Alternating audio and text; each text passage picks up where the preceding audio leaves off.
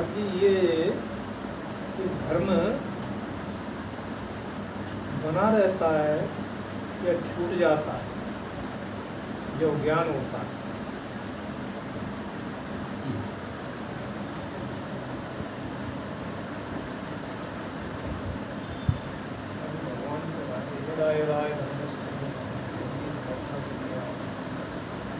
धर्म जो है दो तरीके से वर्णन किया गया। जैसे क्लास में जब किसी स्टूडेंट को विशेष रूप से उद्घोषित करना पड़ता है तो 3 कैटेगरी होती है, फर्स्ट, सेकंड, थर्ड। लेकिन यहाँ पर 3 कैटेगरी नहीं है धर्म की, 2 ही कैटेगरी है। एक धर्म वो है जो शाश्वत नहीं है, सदा नहीं है, बल्कि जो है गौण है। उस धर्म से ये संसार मर्यादित रहता है। और उसी धर्म के जो है आज मानवों ने संप्रदाय बांट लिए। कोई उसे हिंदू धर्म कहता है, कोई इसे मोहम्मदन धर्म कहता है, ईसाई धर्म, सिख धर्म। ये सब कौन सा है? गौण धर्म है। इस धर्म की आवश्यकता व्यवहार में अत्यंत आवश्यक है। अगर इस धर्म को लेकर के व्यवहार में आप नहीं जो है काम करेंगे तो आप अधर्मी हो जाएंगे। इसलिए जब तक व्यवहार में आप जो है बरत रहे हैं तब तक इस धर्म यानी जो गौण धर्म है, धर्म का धर्म, एक मुख्य धर्म होता है ना, वो तो अलौकिक है, वहाँ दूसरा कोई धर्म है ही नहीं। लेकिन जो गौण धर्म है, इस धर्म का प्रयोग व्यवहार में अनिवार्य है। जैसे एक बार महाराज श्री से किसी ने कहा कि धर्म तो अफीम है। धर्म अफीम का मतलब एक नशा है, बाकी कुछ नहीं है, हम धर्म नहीं मानते। तो महाराज श्री ने कहा कि धर्म तो तुम्हारे पिताजी को भी मानना पड़ेगा, तुम क्या चीज हो? फिर प्रश्न किया एक लड़की साथ में थी। महाराज जी ने कहा ये कौन है तुम्हारी? तब जो है वही तो बताओगे। ये कौन है तुम्हारी? बोली ये हमारी बहन है। बताओ कैसे बहन? What is the procedure? कैसे है बहन बताओ ना। तो मजबूरी में कहना पड़ा कि नहीं, कि धर्म से ही हमने जाना कि हमारी बहन। तो धर्म को कभी कोई मिटा नहीं सकता। इस संसार में अगर धर्म है, ठीक है, तो ही संसार चल रहा है, तो नहीं तो इसका विनाश हो जाएगा। इसलिए आज अधर्म बढ़ गया। ये अधर्म की परिभाषाएं हैं जो गोस्वामी जी ने कलयुग में दी हैं। नहीं माने कोई अनुजा तनुजा है, कोई माता पिता को नहीं मानता है, गुरुओं को नहीं मानता, साधुन सन करवावें सेवा, साधुओं से सेवा करवाते। अधर्म फैला हुआ क्योंकि धर्म को स्वीकार नहीं किया गया। अगर संसार में धर्म रहेगा तो सतयुग रहेगा, त्रेता रहेगा, द्वापर तक भी रह सकता है। और जब धर्म समाप्त होने लगता है तो कलयुग आ जाता है। तो कलयुग में धर्म का ह्रास हो रहा है। इस सच्चाई को जो है स्वीकार करना ही पड़ेगा। मर्यादाएं सब खत्म हो गई। आज बच्चे जो है किसी बुजुर्ग की जो है इज्जत नहीं करते। आप सड़क पर चले जा रहे हो, 70 वर्ष की उम्र है आपकी, आपको देख कर के बच्चे सिगरेट जलाएंगे। हाँ जी, ये अधर्म का प्रभाव है। सारे संसार पे अधर्म छाया हुआ है। राम का नाम भी जो है मुख से लेते हैं अभिवादन भी करते हैं, तो अधर्म से धार्मिक अभिवादन बंद हो गए। राम राम किससे करते हो? जिससे स्वार्थ है। निस्वार्थ किसी से राम राम नहीं करते। अगर निस्वार्थ कोई जो है कार्य करने भी लगे तो हम इतने अधर्मी हो गए हैं कि उन बच्चों को हम मना करते ऐसा मत किया। ये हमारा नाती जब छोटा था ना तो ये सबके पैर छू लेता। अगर डलिया लेके ऊपर मेहतरानी भी आ जाए तो उसके भी छू लेता। क्यों? क्योंकि उस समय हृदय उसका कैसा था? पवित्र। ठीक है। अब पवित्र हृदय की बात है, सबको अभिवादन करना, सबको समान दृष्टि से देखना, ये धर्म है। तुम जो राम राम करते हो मतलब से नहीं करते। बिना मतलब किसी आदमी से राम राम होती है तुम्हारी? ध्यान दो इन बातों पे, ये बड़ी बारीक बातें हैं। इसको कहते हैं गौण धर्म। लेकिन सच्चा धर्म तो शाश्वत है, सदा है, और उसी के विषय में भगवान घोषणा करते हैं कि इस धर्म की स्थापना करने के लिए मैं बार बार युग युग मान लो बार बार इस तरह भूमि पर आता। और हम लोगों को भी धर्म की स्थापना ही करनी चाहिए।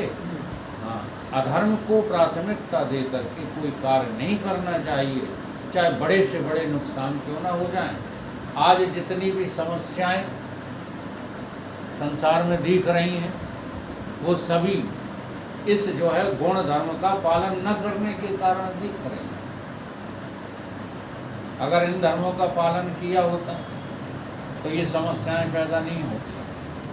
हमें लगता है कम से कम 50% घर आज ऐसे हो गए हैं जहां लड़कियों के तलाक, बहुओं के तलाक हो रहे हैं, अदालतों में हो रहे हैं। कोई धर्म सिखा पाया? पहले माताएं क्या सिखाते थे? अब वो सब रामचरितमानस में लिखा है। हाँ, और हमने बहुत सारा शास्त्र तो पढ़े नहीं है। रामचरितमानस जरूर एट ए ग्लांस भागवत एक बार पढ़ ली, एक बार रामचरितमानस पढ़ लिया, लेकिन अनुभव हो गया उन बातों का। तो देखो रामचरितमानस में लिखा है कि नहीं लिखा। बच्ची को माता क्या सिखाती है? जब सीता जी को माताएं विदा कर रही हैं तो क्या सिखा रही है? फिर अनसुईया सीता को क्या सिखा रही है? आज तुम लड़कियों को सिखाते हो। चाहे जैसा घर हो, तुम्हारे प्राणों तक पर यदि आफत आ जाए तब भी तुम मायके वालों को बुलाना मत, ये सिखाया जाता। आज क्या सिखाया जाता? चिंता मत करो, हम तुम्हारे लिए सदैव तैयार हैं, खबर कर देना बस, हम देख लेंगे। आज ये सिखाया जाता। और अगर इसमें तुम थोड़ा हीला हवाला भी करो, जैसे मायके में तुम्हारी लड़की को किसी ने परेशान किया है, तुमने अनसुनी कर दी, तो तुम निकम्मे हो, तुम कायर हो। अरे भाई, शादी की थी उस दिन होश नहीं था तुम्हें कि हम किसके यहाँ कर रहे हैं, कैसे कर रहे हैं? तो जब धर्म की मान्यता थी तब लोग पूछते थे, हाँ चरित्र कैसा है लड़के का? सूरत बनी रहने दो, कोई थोड़ा गोरा कोई काला, लेकिन चरित्र कैसा है? लोगों ने कह दिया चरित्र अच्छा नहीं है तो हम नहीं करें। आज क्या है? नौकरी कैसी है? तुम चरित्र को प्राथमिकता देते हो। ये बातें कहाँ समझ में आ रही कि हम अधर्म का पालन कर रहे हैं? धर्म रहा ही नहीं। सारा धर्म क्या रह गया है? पैसा, पद, प्रतिष्ठा। जो अधर्म के काम हैं, चलो उस श्लोक को ले लेते हैं, लगता तो आप लोगों को बुरा है, लेकिन हम तो लेंगे उसको। क्या? उत्तम खेती। धर्म क्या है? व्यवहारिक धर्म क्या है? उत्तम धर्म क्या है? खेती। खेती का तात्पर्य है परिश्रम से पैसे का अर्जन करना, जिसमें छोटी सी भी कोई बेईमानी ना हो, वो है धर्म का पैसा। उत्तम खेती। अब थोड़ी सी जो है धर्म का पालन करो, थोड़ा सा धर्म को त्यागो, तो मध्यम बंद। क्योंकि बंद का व्यापार का अभिप्राय ये है कि व्यापार में तुम कितनी भी सजगता बरतना, फिर भी उसमें बेईमानी, त्रुटि हो ही जाती है, कुछ न कुछ त्रुटि हो ही जाती है। अब सामान तुम जो है कहीं से ले आए, उसने तुम्हें ठग लिया, अब तुम किस हिसाब से बेचोगे? तो कोई ना कोई त्रुटि व्यापार में होती ही है, इसलिए मध्यम है। धर्म का हिरास हो गया, व्यापार में जो प्रवेश किया तो धर्म का हिरास हो गया। तुम उस तर्क को लेकर यहाँ बैठना तो फिर पापी पेट का सवाल। ये तर्क यहाँ शास्त्रों में नहीं चलते। शास्त्र तो ये कहते हैं कि तुमको हमने खाने पीने के लिए, आहार निद्रा भय मैथुन के लिए पैदा नहीं किया। तुम्हें यही बात समझ में नहीं आई? आई क्या? उत्तम खेती, मध्यम वन, अधम चाकरी। आज ईमानदारी से बताओ कौन अधम समझ रहा है? चाकरी को कौन अधम समझ रहा है? एक दिन मैंने और कहा था, घर की स्वामिनी हुआ करती थी नारी, तब वो धर्मात्मा होती थी। घर की स्वामिनी जब हुआ करती थी, मालकिन घर की, सभी छोटे इज्जत करते थे, सभी बड़े भी कहते थे बहू मालकिन है, इससे बात करो। मालकिन थी जो घर की। आज ऑफिसों में अनेक मर्दों की अधीनता में लगी पड़ी है। ये धर्म है कि अधर्म है? बताओ। ये बातें हमने रटी नहीं है। कोई लेडी नौकरी करती है, वाह देखो उनकी खूब कमाती है। क्या कमाती है? धर्म करती है। अनेकों मर्द के नीचे बैठ करके उनकी आज्ञा में चलती है, ये धर्म है। धर्म ते विरति। अगर धर्म का पालन करोगे, गौण धर्म का, तो कहाँ पहुंचोगे? वैराग्य में तरक्की होगी। लेकिन अधर्म का पालन करने से आपकी अवनति होती चली। धर्म ते विरत, योग ते। अब ये योग नाम जो लिया गया ना, जगदीश ऊपर देखो, यही है सत्य धर्म। सच्चा धर्म क्या है? अहम आत्मा। लेकिन ये जो है बात बहानेबाजी नहीं चलेगी। अगर आपने गौण धर्म का पालन नहीं किया है संसार में, तो आप सत्य धर्म के पालन करता हो ही नहीं सकते, वाणी से चाहे जितना ब्रह्म बोलते हो। तो धर्मात्मा आदमी के सामने कोई समस्या नहीं। समस्याएं अधर्म ने खड़ी कर, अधर्म का पालन कर रहे हो तो समस्याओं पर समस्याएं आ रही हैं। धर्म का पालन करो तो भगवान अपनी गोद में उठा लेता है। किसको? धर्मात्मा। धर्म न हारो। राजा हरिश्चंद्र धर्म नहीं हारे। कहाँ? सतयुग में। ठीक है। फिर और युगों में भी राजा बलि धर्म नहीं हारा। और कलयुग में भी मोदी जी धर्म नहीं हार रहे। हाँ, प्राण देने को तैयार हैं, लेकिन धर्म नहीं हार सकते। लेकिन यहाँ की जनता अधर्म को प्राथमिकता दे रही।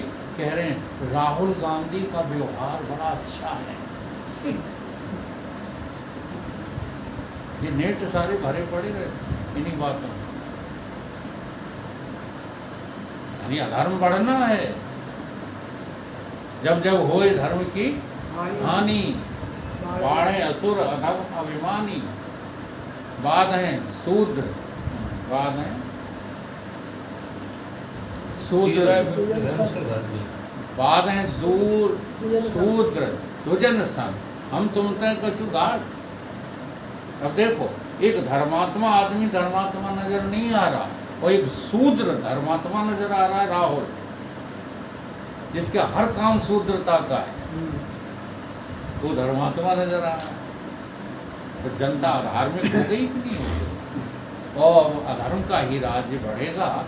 ये धर्म का तो थोड़ा सा संकेत आता है बीच बीच में, ये भगवान की कृपा से। कोरोना आया था भगवान की कृपा से, मोदी जी आए हैं, योगी जी, भगवान की कृपा से। अब ये रहेंगे नहीं, बढ़ना तो अधर्म है। तो ये धर्म की सच्ची सच्ची परिभाषा। क्या प्रश्न किया था आपने? धर्म क्या है? तो गौण धर्म का पालन किए बिना सत्य धर्म का पालन नहीं हो सकता। आत्मा का ज्ञान तभी होगा जब तुम धर्म पूर्वक जो है संसार में व्यवहित होगे। अगर व्यवहार आपका धर्म है, और फिर छोटी सी परिभाषा है, इसको चाहे रट लो चाहे अनुभव से कहें, क्या जो अपने लिए लगे पड़े हैं वे सब अधर्मी हैं, सब अधर्मी। जो गैरों के लिए लगे पड़े हैं तो सब धर्मात्मा। तो अपना और गैर का मनोमुखी निर्णय मत करना। जहाँ तुम्हें कहीं लगता है कि ये मेरा है, बस वहाँ धर्म खंडित हो जाता है, मेरा है। अगर तुम्हें अपने भी ईश्वर के द्वारा तुम्हारे जो अपने आ गए हैं आपके परिवार में, तुम उनको भी गैर देखना शुरू कर दो। गैर माने परमात्मा का देखना शुरू। वही है सोई जो राम रचि वो कर तर्क बढ़ावे। ये है धर्म की सच्ची परिभाषा।